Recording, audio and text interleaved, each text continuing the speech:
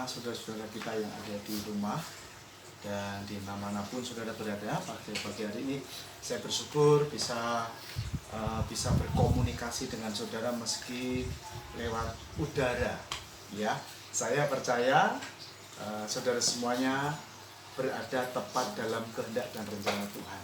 Amin. Saya juga percaya teman-teman kita yang ada di sini juga berada tetap tepat dalam kehendak Tuhan. Amin, saudara. Amin. Saudara yang terkasih dalam Tuhan, pada pagi hari ini saya digerakkan Tuhan untuk menyampaikan bagaimana saudara dan saya itu menang terhadap pengalaman lembah. Ya, saya ulangi lagi. Saya rindu digerakkan pada pagi hari ini kita mau belajar bersama-sama tentang bagaimana saudara menang terhadap pengalaman lembah. Ketika saya menyelidiki firman Tuhan, Tuhan yang kita sembah, Tuhan yang kita layani, dan yang mengangkat kita sebagai anaknya adalah Tuhan yang dikenal sebagai Tuhan Immanuel. Amin, saudara. Artinya apa? Dia menyertai saudara ketika saudara berada di puncak, dan dia juga menyertai saudara ketika saudara berada di lembah.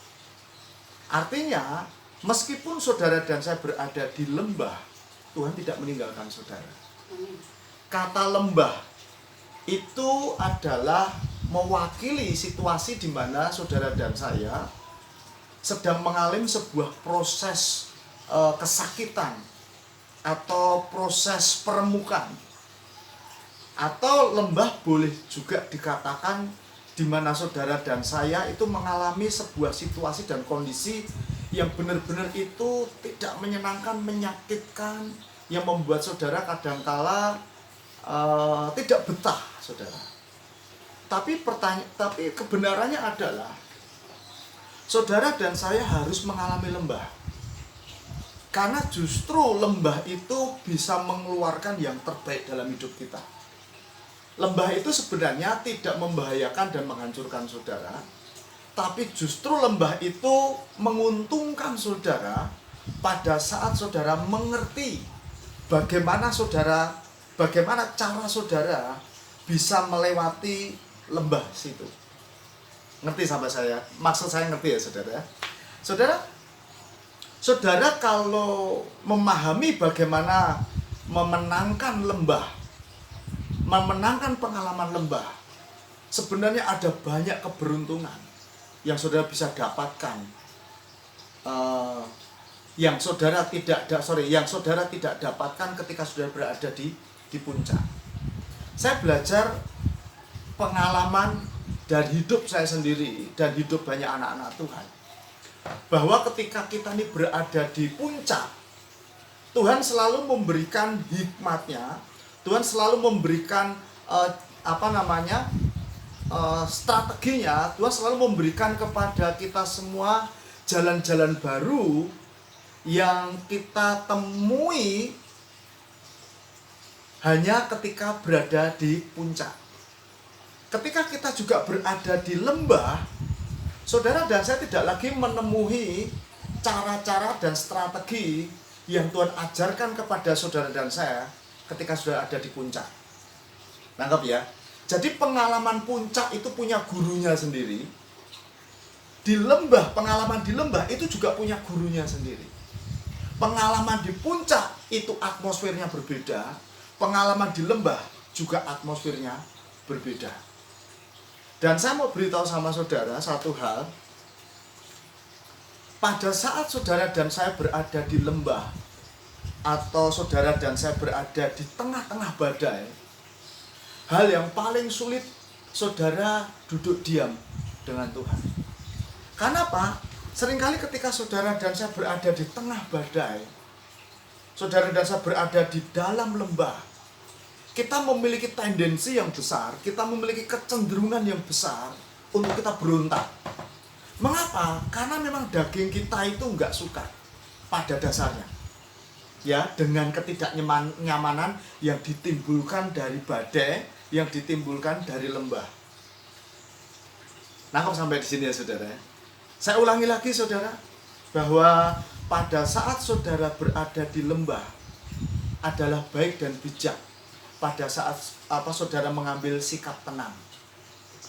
Ya, saudara dan saya mengambil sikap mau duduk diam. Karena apa? Tuhan sedang mendesain ulang rencana-rencananya di dalam hidup kita. Karena apa? Mungkin selama ini kita menjalani rancangan-rancangan kita sendiri. Mungkin selama ini kita menjalani jalan-jalan kita sendiri yang membuat kita terbawa arus sampai ke lembah.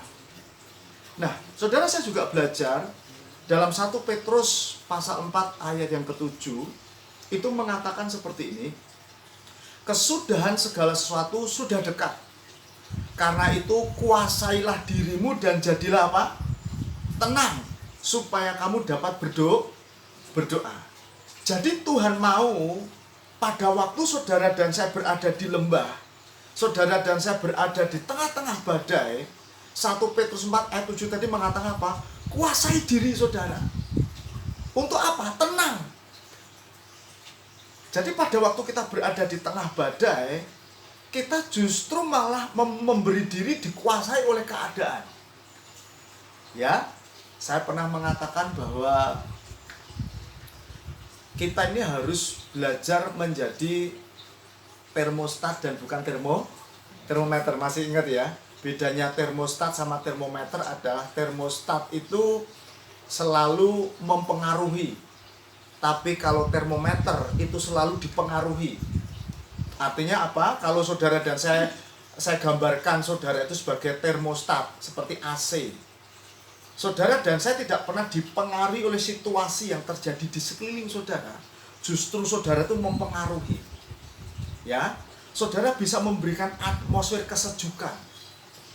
Ya, tetapi pada saat saudara dan saya gambarkan sebagai sebuah termometer, kita justru mengizinkan diri kita ini dikuasai oleh lingkungan, situasi, dan kondisi yang terjadi.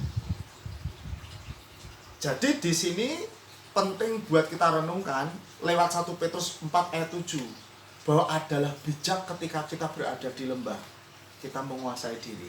Dikatakan di sini, ketika kita belajar menguasai diri, maka firman Tuhan katakan kamu akan bisa tenang.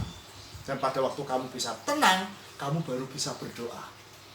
Kadangkala kita memaksakan diri untuk melakukan aktivitas doa tanpa kita bisa menangani riak atau deru gelombang dalam batin kita di sini dan di sini. Tuhan mau ketika sesuatu terjadi di sekitar kita dan itu kacau, Tuhan mau yang kita ambil pertama kali apa? Kita tenang. Ya, baru kita bisa berdoa. Saudara, saya juga belajar ketika kita berada di lembah, kita mengalami kesendirian, kita mengalami kesepian, kita mengalami rasanya kok dunia itu mau kiamat. Aku berdoa kok Tuhan gak jawab. Kita seringkali bertanya, Tuhan di mana kamu? Ya, saudara masih ingat beberapa minggu yang lalu kita belajar bahwa ketika murid-muridnya berada di dalam perahu dan sedang diterjang oleh gelombang, Yesus ada dan tidur di dalam perahu yang mereka tumpangi. Mereka bingung karena mereka tidak tahu. Mereka bersarta dengan gurunya. Jadi seperti ini yang saya pelajari. Pada saat saudara dan saya berada di lembah atau di tengah badai, ada 2 fakta penting yang saudara dan saya harus ketahui. Apa itu? Tuhan tetap ada di sana. Amin, saudara. Tuhan tetap ada di dapur perapian bersama dengan Sadrak, Mesak, dan Abednego. Jadi ketika saudara ada di lembah, ingat Tuhan ada di sana, dekat dengan saudara dan tidak meninggalkan saudara. Tuhan ada di sana bersama dengan Daniel. Ketika Daniel berada di mana? Gua singa. Ya, kadangkala dalam hidup ini Tuhan tidak menyingkirkan dapur api, tekanan, dapur api, kesulitan. Tapi Tuhan menyertai saudara dan saya di dalam dapur api. Amin, saudara. Sehingga itu yang membuat saudara kuat. Jadi saya ulangi lagi. Pada saat saudara berada di lembah, fakta yang pertama yang saudara harus ketahui adalah Tuhan ada di sana. Nah, fakta yang kedua yang saudara dan saya harus ketahui ketika saudara berada di lembah adalah apa? Guru itu selalu berdiam diri dan mengobservasi selama ujian itu berlangsung. Nangkap saudara maksud saya? Pada waktu saudara sedang berada di lembah, kan lembah itu saya gambarkan sebagai ruang ujian. Ya. Pada waktu saudara di sekolah, saudara sedang ujian, guru saudara bagaimana? Hah? Diam kan? Diam kan? Diam terus mengobservasi, ngamati. Tapi observasinya, pengamatannya ini adalah apa? Dia memiliki kerinduan yang besar, saudara dan saya sebagai muridnya, itu lulus ujian. Setuju apa enggak? Kalau satu kelas ini ada 30 anak, enggak lulus semuanya. Maaf, yang bodoh muridnya atau gurunya ya? Pernah enggak ada guru bersuka cita asik, muridku enggak lulus semua? Itu hanya murid gimana? Hanya guru yang apa? Maaf ya, guru yang enggak benar itu saudara. Masa murid enggak lulus? Puji Tuhan, kamu enggak lulus. Nggak ada saudara guru seperti itu. Justru guru pengen ketika muridnya itu berada di tengah-tengah ujian, gurunya diem, gurunya mengobservasi. Artinya apa? Gurunya rindu apa yang dia telah ajarkan, saudara praktekkan ketika saudara berada di lembah. Setuju? Nah saya mau tanya, ketika saudara berada di lembah, saudara sedang ada di ujian, tegang nggak saudara? Hah? Nggak mungkin sudah siul-siul gitu ya, santai-santai, nggak ada. Ketika sudah berada di lembah ujian, tekanan begitu, pasti saudara stres. Minggu kemarin kita sudah belajar, stres ada tingkatannya. Jadi perhatikan baik-baik saudara. Tuhan ingin ketika saudara hari ini berada di lembah, di tengah badai, Tuhan ingin saudara menang atas pengalaman lembah. Amin saudara. Jadi karena tidak mungkin Tuhan tidak menyertai saudara. Ya, kebenaran yang saudara harus tahu adalah bahwa ketika saudara dan saya berada di lembah, Tuhan menyertai saudara dan Tuhan ingin menuntun saudara keluar dari lembah itu dan saudara tidak sama lagi apa saudara pada waktu saudara memasuki lembah dengan saudara keluar lembah. Amin. Tuhan ingin ketika saudara memasuki lembah nilai saudara 5, saudara keluar dari lembah nilai saudara 100. Amin. Tuhan ingin ketika saudara memasuki lembah potensimu cuma 5, tapi engkau keluar dari lembah potensimu meningkat. Tidak lagi 5, tapi meningkat tajam. Kenapa? Seringkali Tuhan mengizinkan lembah-lembah saudara lewati. Tujuannya untuk apa? Mempersiapkan saudara masuk ke promosi ilahinya. Yang percaya katakan amin. Saudara kalau sudah menyelidiki hamba-hamba Tuhan, anak-anak Tuhan yang ada di Alkitab, nggak pernah mereka tidak mengalami lembah. Amin saudara. Dari sekian banyak anak-anak Tuhan yang pada pagi hari ini kita akan pelajari, saya tertarik untuk mempelajari satu pribadi yang namanya Daud saudara. Ya, Daud ketika berada di lembah dan dia menang terhadap pengalaman lembah, itu menjadi teladan buat saudara dan saya untuk saudara juga bisa menang terhadap pengalaman lembah.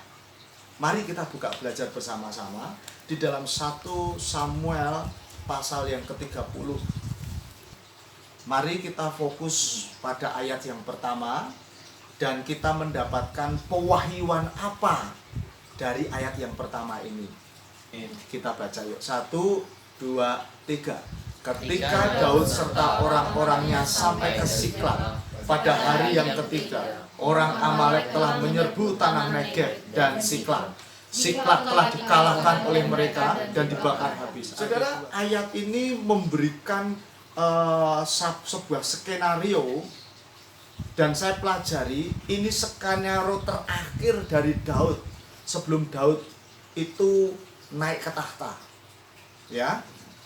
Nah, dari pengalaman Daud ini saudara, ini pengalaman lembah bagi Daud yang benar-benar menyakitkan.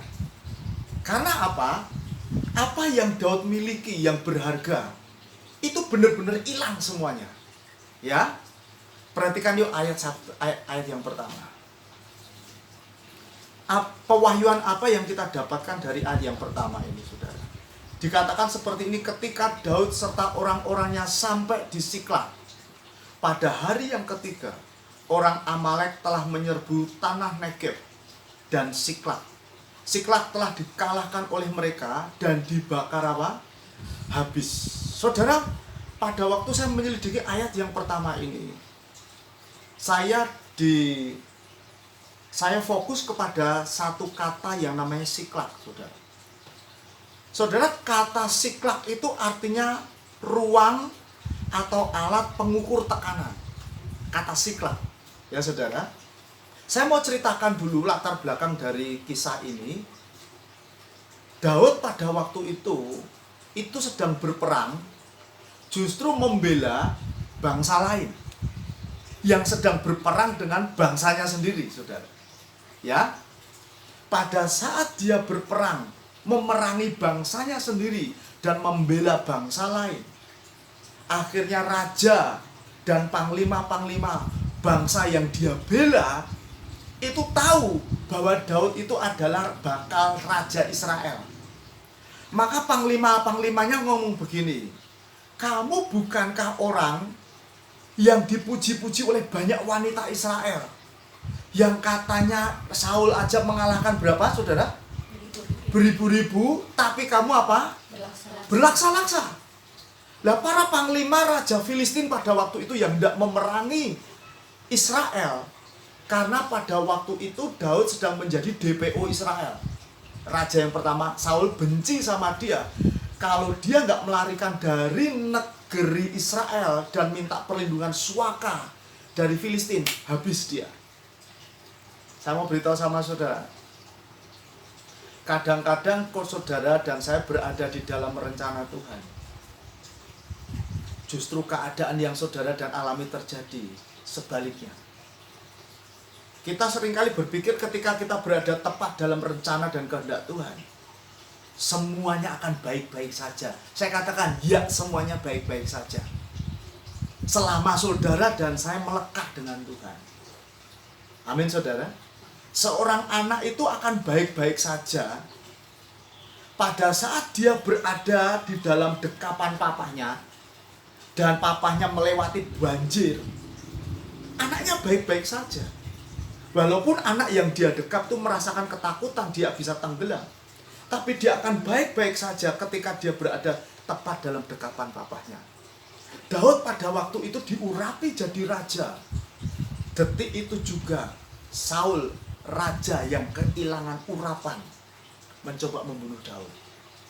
Dengar baik-baik, kadang-kadang ada hal yang baik dalam hidupmu. Ada banyak hal, janji-janji Tuhan tergenapi dalam hidupmu. Dan ada orang-orang yang tidak suka engkau mengalami penggenapan janji itu. Tapi kabar baiknya adalah, saudara jangan urusi hal itu. Saudara tersyukuri akan kebaikan Tuhan dan terus berjalan bersama dengan Tuhan. Genapkan saudara, rencananya dalam hidup saudara. Kembali lagi, saudara. Jadi Daud pada waktu itu diketahui oleh panglima-panglima Filistin bahwa ini orang bukan sembarang orang. Ini orang yang di dalam Kisah 1 Samuel pasal sebelumnya 29, ini benar-benar orang yang seperti utusan Tuhan. Makanya panglima-panglima Israel ngomong begini, jangan libatkan orang model gini. Karena kalau kita ikutkan dia dalam peperangan, nanti dia bisa berbalik habisin kita. Dengan kata lain, saya menangkap di situ, peperangan yang Daud ikuti bukan inisiatif Raja Filistin, tapi peperangan yang Daud ikutin atas inisiatif Daud sendiri. Nangkap di sini, saudara? Dengan kata lain, Daud itu berada dalam peperangan yang Tuhan tidak izinkan. Dan ketika Daud berada di dalam peperangan yang tidak Tuhan izinkan, apa yang terjadi? Itu membawa Daud masuk ke dalam lembah. Yang saya dapatkan pengalaman di sini adalah apa? Saudara, Siklag tadi kan artinya apa? alat ukur atau ruang pengukur tekanan. Jadi saya tulis di sini saudara, pada saat Daud itu pulang ke Siklag, Daud melihat kehancuran total. Tidak hanya keluarganya, tapi seluruh anggota keluarga yang Tuhan percayakan kepada dia. Situasi tersulitmu itu sebenarnya menjadi alat pengukur tekanan dari kekuatan imanmu yang sesungguhnya. Siklag sebenarnya tidak bisa menghancurkan saudara. Siklag hanya seperti alat ukur saja. Kesulitan itu tidak bisa menghancurkan kamu. Kesulitan hanya sebagai sebuah alat ukur dari kemurnian imanmu. Imanmu diukur di situ.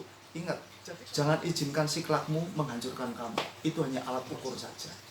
Amin saudara. Daud itu artinya orang yang dikasihi. Ya, Daud itu artinya orang yang dikasihi.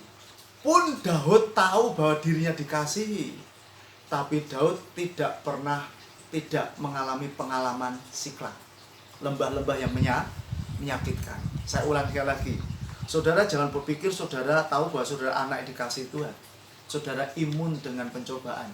Enggak, saudara tetap mengalami. Hanya ketika saudara mengetahui bahwa saudara dikasihi Tuhan, saudara akan memiliki energi yang besar untuk menghadapi tekanan dan pencobaan. Amin saudara.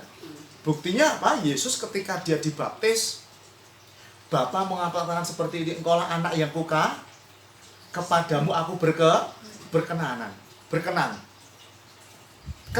Pengetahuan Yesus akan kasih Bapa kepada dirinya, itu yang membuat dia senantiasa menang terhadap ujian, cobaan, tekanan yang datang dalam hidupnya bertubi-tubi. Amin saudara. Saudara berbeda kalau saudara memiliki anak, anakmu itu kau berikan porsi kasih yang penuh, dengan anakmu enggak kau berikan kasih yang penuh menghadapi tantangan. Saya mau tanya, lebih menang yang mana? Kasihnya penuh atau kasihnya kurang? Kasihnya penuh. Karena apa? Tangki energi kekuatannya itu berbeda. Dia penuh. Mbok dilecehkan oleh teman-temannya, dibully teman-temannya. Tapi kalau orang tuanya tuh memberikan kasih yang penuh kepadanya, dan anak itu tahu bahwa dia dikasih, orang itu bisa menang terhadap pencobaan, bulian, dan siklagnya. Yang ketika katakan amin. Ya, pada saat saya selidiki kata Amalek, Amalek itu artinya attacker or destroyer from behind. Artinya Amalek itu adalah seorang penyerang atau seorang penghancur yang dari belakang. Artinya apa? Dia menghancurkan kita, hidup kita, bisnis kita, hubungan kita itu dari belakang. Artinya ini musuh dalam selimut. Setuju nggak saudara? Dia nyerang saudara dari mana? Dari belakang. Pada waktu saudara lemah, pada waktu saudara lengah, pada waktu saudara sibuk, pada waktu saudara sedang sulit, Amalek nyerang saudara dari belakang. Jadi ingat saudara, dalam hidup ini saudara dan saya mesti ngerti ya. Ngerti tentang apa Pastor? Ngerti tentang strategi. Bagaimana saudara itu membangun pertahanan buat keluarga saudara, buat bisnis saudara, pelayanan, dan hubungan saudara. Daud pada waktu itu diajar Tuhan akan hal ini. Kenapa? Dia bisa menang di luar, tapi dia kalah di dalam. Makanya seringkali saya mengajar jemaat seperti ini. Kamu sebagai seorang pria, lebih baik jadi pahlawan di rumahmu daripada jadi pahlawan di mana? Di luar. Kamu lebih baik dihormati istri dan anak-anakmu dulu daripada apa? Kamu mendapatkan penghormatan di luar. Nangkap sampai di sini saudara. Nah, Daud belajar sesuatu di sini. Jadi dia menjadi panglima di luar, dia menjadi pahlawan di luar. Tapi dia kecolongan pertahanan di rumah tangganya. Diserang habis-habisan. Amin saudara. Jadi saya mau beritahu sama saudara, Amalek ini adalah representasi daripada setan. Ya, Amalek ini lambang dari setan yang menyerang hidupmu, menyerang hubunganmu, menyerang bisnismu, menyerang pelayananmu, dan menyerang saudara ketika saudara lemah.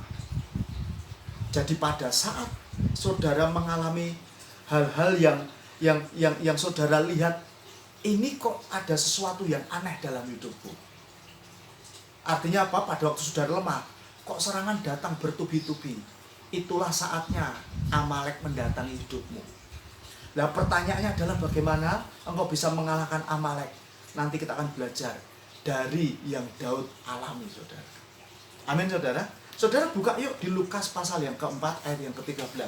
Saya mau ajarkan saudara satu kebenaran lain. Tadi saya katakan bahwa Amalek itu adalah bangsa dan representasi atau mewakili setan. Dia selalu mencari kelemahan, kelengahan, kesibukan, dan kenyamanan para lawannya, yaitu saudara dan saya.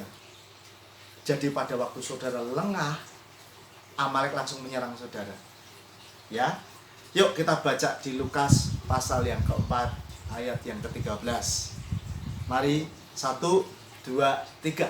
Sesudah iblis mengakhiri semua pencobaan itu, ia mundur daripadanya dan ya. Saudara pasti tahu potongan ayat ini sedang menceritakan siapa dan kondisi yang dialami oleh orang yang ada di sini itu seperti apa. Nangkep ya? Potongan ayat ini menceritakan tentang Yesus yang berada di mana? Padang gurun, dan sedang apa? Dicobai oleh siapa? Iblis. Nangkep ya saudara ya? Pada waktu Yesus lemah, karena Yesus sedang puasa, setan di mana? Datang nyerang. Ingat loh, Amalek itu gaya kayak gitu. Jadi kalau saudara sedang lemah, hati-hati. Artinya apa? Pada waktu damai sejahteramu lagi nggak ada, hati-hati, dia akan nyerang saudara habis-habisan.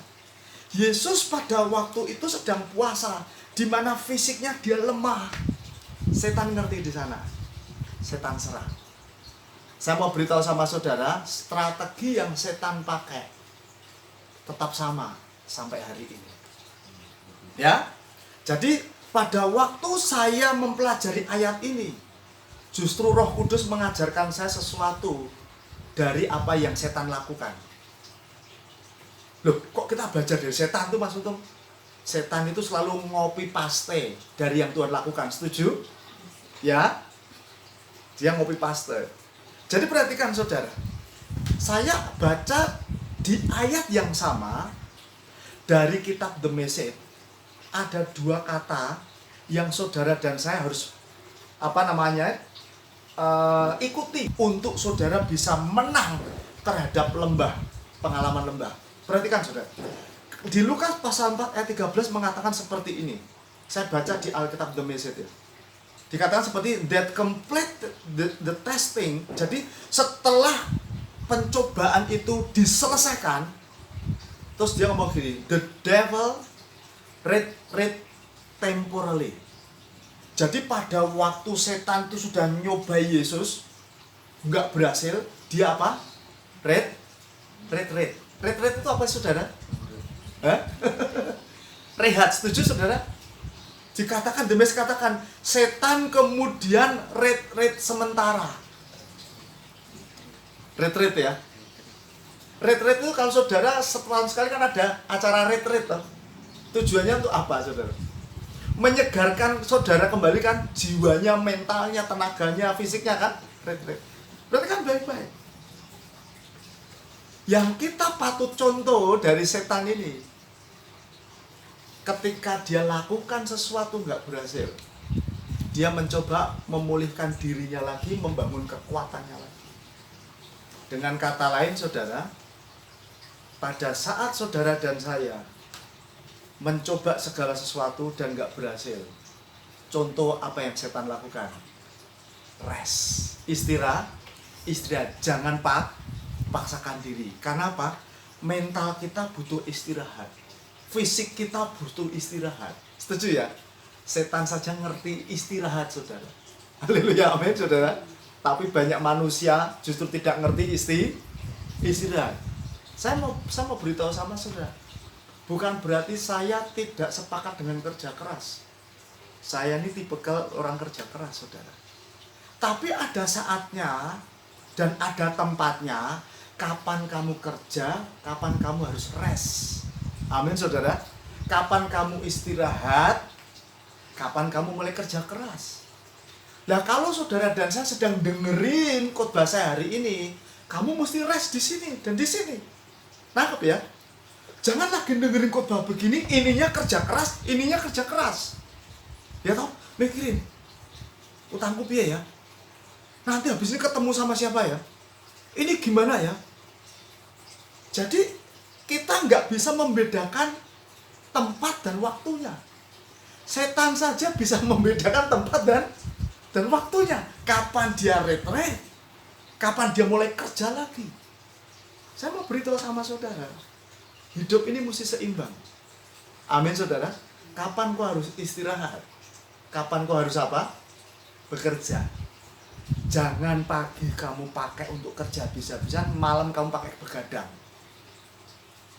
Nanti nek sakit disalahkan siapa? Ya, salahkan pasangan kita. Bahkan ujung-ujungnya salahkan Tuhan. Padahal Tuhan kasih waktu yang sama, kasih kesempatan yang sama. Nah, kok sampai di sini ya, saudara. Jadi dari ayat ini mengajarkan kepada kita bahwa saudara harus belajar menjalani kehidupan yang seimbang. Kapan saudara harus kerja, kapan saudara istirahat. Setan sudah ngerjain Yesus nggak berhasil, dia istirahat. Nah, saudara juga begitu. Kalau hari ini saudara nggak berhasil, bukan berarti saudara gagal selamanya. Gagal permanen tidak berarti. Ya, hari ini gagal, besok belum tentu saudara gagal. Amin. Besok pasti saudara berhasil. Amin, saudara. Ini pelajaran yang pertama. Nah, selanjutnya dia ngomong gini. Saya ulangi lagi ya.